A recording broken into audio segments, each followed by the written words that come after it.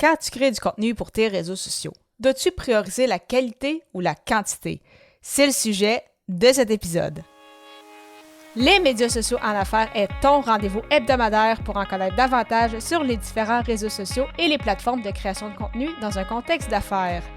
Chaque semaine, je répondrai à une question thématique qui te permettra d'appliquer concrètement ces conseils pour ton entreprise. Si tu reconnais l'importance et la puissance des réseaux sociaux ainsi que de la création de contenu pour ton entreprise et que tu souhaites en apprendre davantage sur cet univers, tu es au bon endroit. Je suis Amélie Delebel, travailleuse autonome dans le domaine des communications et marketing depuis février 2020. Je travaille avec les réseaux sociaux et dans la création de contenu depuis 2014. Les médias sociaux en affaires est mon deuxième podcast après Athlète Entrepreneur, lancé en janvier 2019. Bienvenue sur mon podcast. Salut et bienvenue sur les médias sociaux en affaires, épisode 256. Alors qu'aujourd'hui, je réponds à la question « Dois-tu prioriser la qualité ou la quantité avec tes publications sur les réseaux sociaux? » Bien évidemment, dans un monde idéal, ce serait les deux, donc d'avoir autant de quantité que de qualité parce que bien évidemment, plus tu publies souvent et plus tu es régulier, plus tu es constant, plus tu es vu, donc oui, ça te permet de toucher plus de personnes, tu as plus d'impressions, plus d'engagement, etc.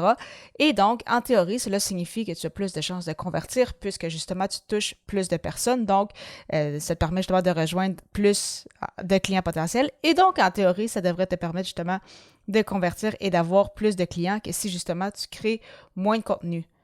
Cependant, l'important, c'est vraiment que les publications que tu crées correspondent à ton persona et comme on l'a vu dans des épisodes précédents, que oui, que ces publications-là interpellent ton client potentiel, ton persona, mais également qu'il y ait un appel à l'action clair pour que justement les personnes qui voient ta publication puissent passer à la prochaine étape, que ce soit de prendre rendez-vous avec toi, que ce soit de télécharger un guide, d'aller à un endroit précis sur ton site web, que ce soit d'écouter un de tes épisodes de podcast, une de tes vidéos, etc. Donc, il n'y a pas de bonne ou de mauvaise réponse, mais c'est quand même important que ça corresponde à cela et ne pas, en fait, rédiger des publications juste pour créer un buzz, dans le sens qu'on se dit « Ah, ben, parlez-en bien, parlez-en mal, mais parlez-en. » C'est pas nécessairement ces publications-là qui vont le plus fonctionner et justement même, on voit souvent sur LinkedIn des gens qui vont chercher parfois à créer un peu le buzz, qui vont peut-être aller avec des énoncés qu'ils ne partagent pas nécessairement à 100%, mais justement, vous laissez de créer un peu plus d'engagement. Et effectivement, à ce niveau-là, ça fonctionne.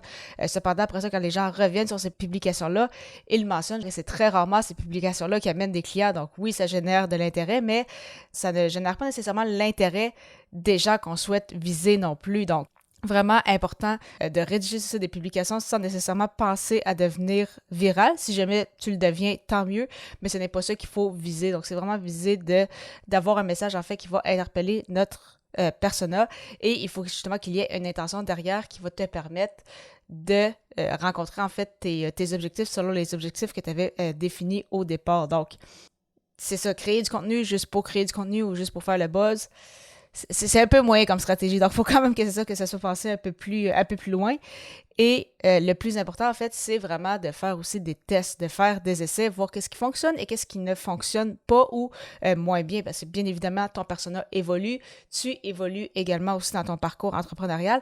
Et on le sait très bien que les algorithmes des réseaux sociaux évoluent également. Donc, qu'est-ce qui fonctionne bien aujourd'hui pourrait ne pas bien fonctionner dans 6 mois et vice-versa. Donc, c'est pas parce que tu as essayé quelque chose il y a 6 mois que ça va peut-être moins bien fonctionner que présentement, ça ne pourrait peut-être pas justement t'amener un client potentiel. Donc, vraiment important de faire des tests, voir à quoi les gens répondent le mieux. Et toi aussi également, qu'est-ce que tu aimes créer comme type de contenu? Parce qu'on sait que sur les réseaux sociaux, dépendamment des plateformes, c'est ça, on peut faire plus des fois des stories, peut-être plus des lives, des vidéos courtes, des vidéos un peu plus longues, des publications avec ou sans images. Donc, vraiment, c'est ça, la façon de créer du contenu sur les réseaux qui va vraiment changer en fait selon les plateformes. Et si, justement, donc je mentionnais qualité ou quantité, bien évidemment, qualité dans le sens qu'on pense justement à son persona, ce que ça correspond à nos objectifs, on a une intention derrière.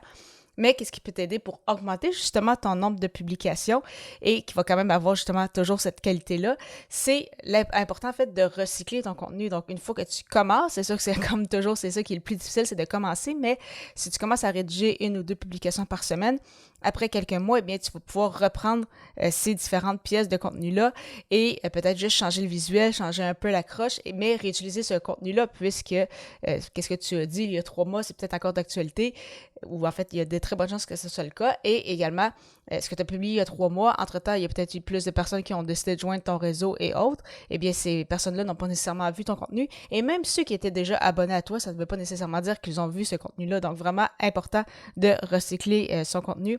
C'est ce que je fais de mon côté avec mes réseaux sociaux et c'est également ce que je fais avec ce podcast-ci. Donc, vraiment très, très important, c'est ça, de recycler son contenu. Donc, au final, oui, la qualité est importante.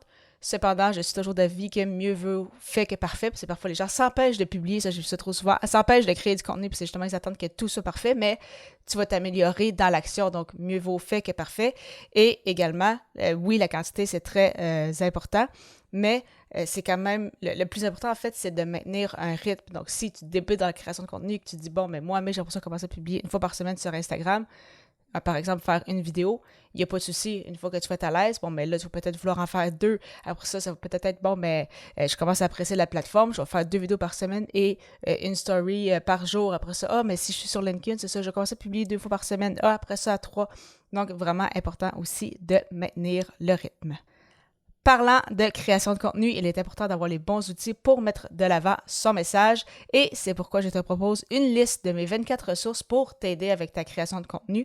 Pour la télécharger gratuitement, simplement te rendre au ameliedabel.com/ressources avec un S.